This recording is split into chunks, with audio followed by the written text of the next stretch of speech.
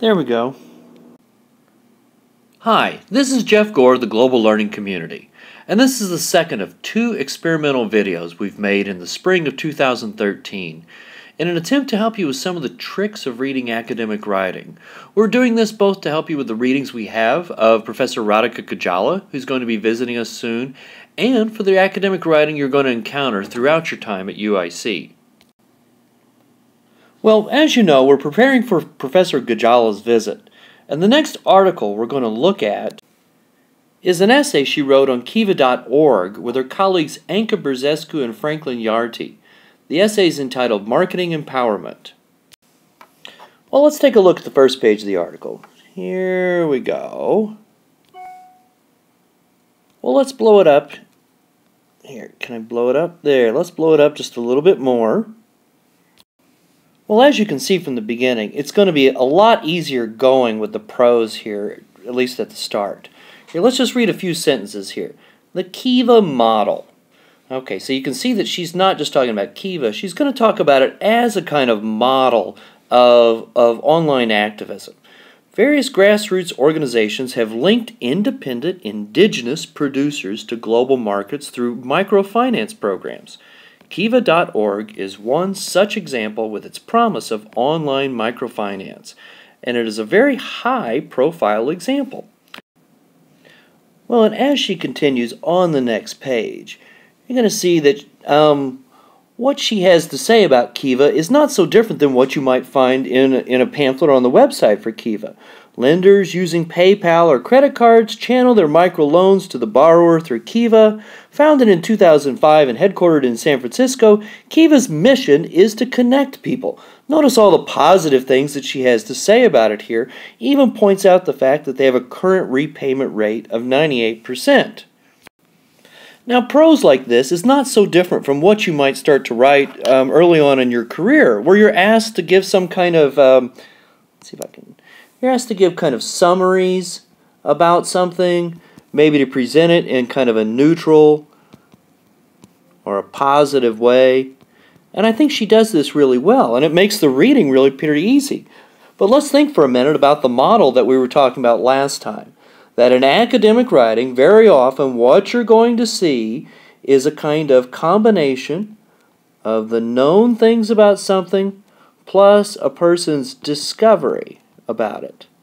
In other words, this might be what other people are saying about it, and it's really valuable when somebody does lay that out, which I think she kind of has here.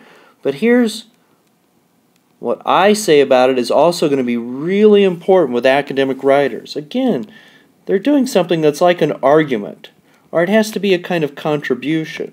Okay? And it's nice that she's told us a lot of things about what Kiva is doing. And I have to stress that here you can see that she really takes on a positive position about it. And I want you really to take that seriously as you're reading this. However, one of your questions should be, what exactly is she putting forth as her discovery? And if you remember from the last thing that we read by her, it was kind of difficult. And right now we're not seeing that. And we might be asking ourselves, why? Where are the things that are that discovery? Okay? Well, let's take a look back at the page again.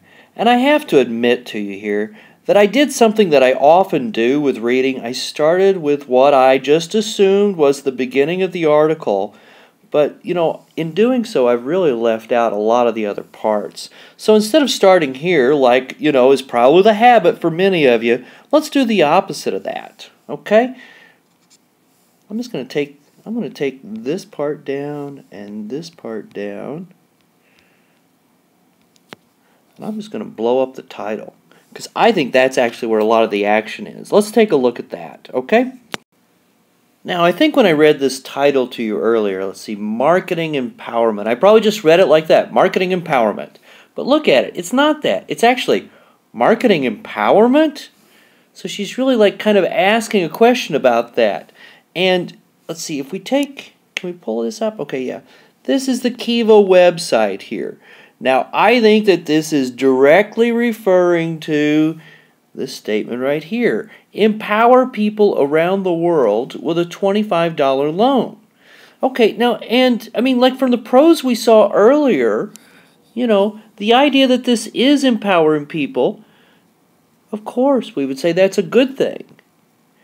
And of course, from the pros earlier, she said, well, yes, this is real. It does, in fact, empower.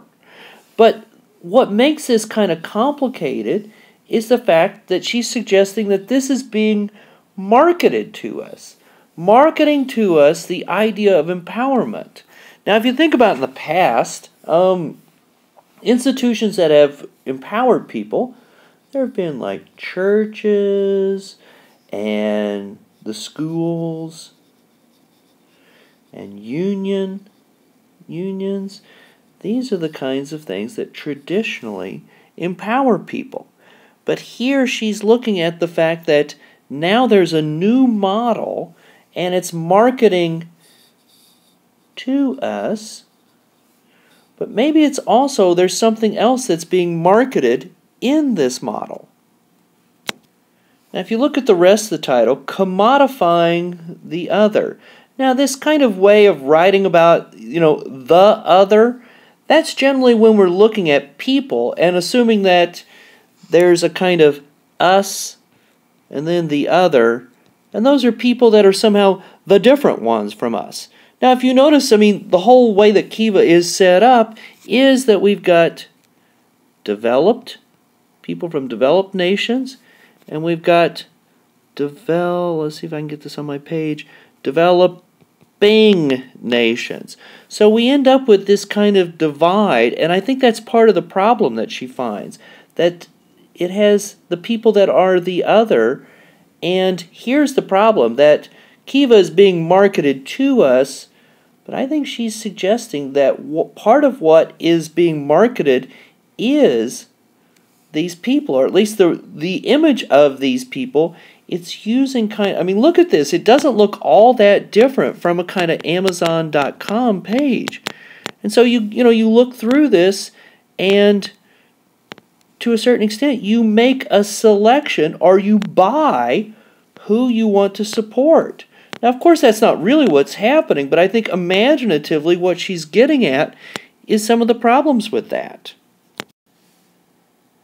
So you might be saying to me, oh my goodness, do you see how long it's taken us just to get through this first page? Well, yeah, I do, and I'm sorry about that. It does, in fact, take a while if you actually take a little bit of time to figure out what the title's asking about. It also takes a little bit of time if you look at these sentences and figure out, oh, it's setting something up to say that there's problems and possibilities. But then I have to tell you that once you've done that, you can really say, I think I see what I'm going to be looking for in this kind of article. So this part of the article is telling us about the possibilities. And if we go to the next page, let's see, I'll put that one down there, and here's the second page. Okay. And so this page continues with a lot of these possibilities. The Kiva Fellows are independent volunteers, and they chronicle state case studies. The actuality of the impact of the loans on borrowers' lives is established by means of Web 2.0 tools. It really does give us a lot to explain a lot of the possibilities. Okay, now here's where she gets at some of the problems, okay? Now, I'm not going to go too much into this because I really consider myself kind of lucky if you've even made it this far. But the one thing that I'll point out to you real easy is just a couple of things. That here is where she's going to point out where they, as a group, I refer to it as she because I'm thinking of Professor Gajjala, but it's actually a group written essay. So here's some of the problems that she's going to point out. Now, well, let's just take a second and read some of these sentences, okay? So the beginning of the paragraph here. Current global hegemonies, and you remember that hegemonies is basically a word that means power, but power without guns, but power that's held together by politics, by marketing, by different economies. Current global hegemonies are the outcome of global restructuring and neoliberal economic policies that lead to the reconfiguration and resurgence of imperial ambitions. Okay, now that real quick, I'll just say that sounds like a whole lot. I mean, there's a lot of very rich vocabulary here, but a lot of it's kind of difficult here. Well, the one thing that I want to suggest to you is remember, what was she actually talking about earlier? Well, that there was the problem of marketing empowerment, and that this empowerment is all happening through kind of entrepreneurship, and that it's even on the small scale that everything is becoming a matter of businesses. I mean, no, it's not talking anymore about, we're not talking about the values of unions to be able to empower, not talking about schools so much, and not talking about churches really. That I think, what she's looking at when she says neoliberal, she's talking about how everything in the world becomes a matter of the free market. So the liberal is the free part of it, but it's neoliberal economic policies so that basically everybody and everything in the world is going to be solved, that we come one solution, and that's somehow to make the free market open to everybody. And, what you're going to find here, go back to your title, and go back to say, what are the problems that the title seems to be pointing us to? Neoliberal philosophy is basically just a philosophy that the free market has the answers for everything. And if you look back at what the title was pointing us to, it's actually going to help you to be able to understand what follows here is pointing out the problems when that is the only solution we will consider. So again, to recap, that thing that we're looking for when we look at academic articles, on the one hand, it's to find out that for people that are really interested, what they're going to be able to see kind of with the naked eye if they become interested in something. But then we also want to look for, if it's an academic article, it's going to tell us something about somebody's unique discovery, their unique point of view, and what they're able to see, and what they argue is not exactly open to the naked eye. And there's so much that we have to learn by looking at a site like Kiva. I mean, for one thing, with each one of these sites that you open up, if you really scroll down on them, you're going to be able to find out about countries from all over the world. You're going to be able to find out about different stories about all these different people, and for not too much money, if you ever become interested in it, you actually have the opportunity to connect with those people and to help with their empowerment. You really stand to learn a lot by looking at a site like Kiva.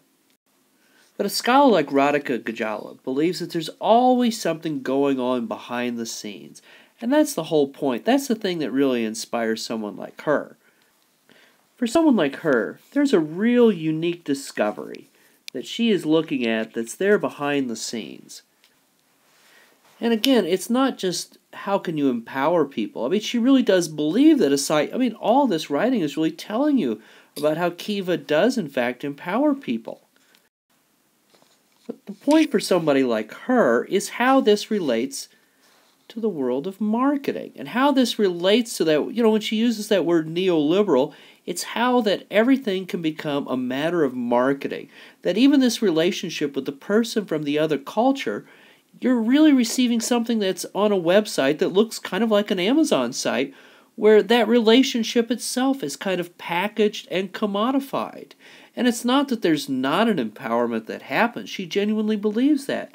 But the discovery for someone like Radhika Gajjala is how that intersects with our world of marketing and commodification of things, and she really asks us to take a deeper look at that. And so if there's a strategy that we get for reading out of this, it's that the title, and in this case even this